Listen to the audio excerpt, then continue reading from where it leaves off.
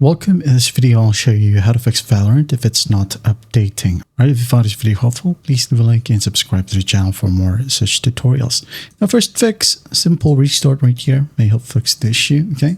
If not, you're gonna wanna right click on the right client and run as administrator. Hit on yes and wait for it to load. Now, once it loads, go ahead over to Valorant and update it right here. If that doesn't help fix the issue, well, just go ahead over to the top right, click on your profile, and then go ahead over to settings. Once done, find Valorant, click on it, scroll all the way down and just click on repair. Okay, click on repair, wait for the process to finish, and once that's done, everything should work perfectly fine now. That is it. That is how you fix Valorant if it's not updating.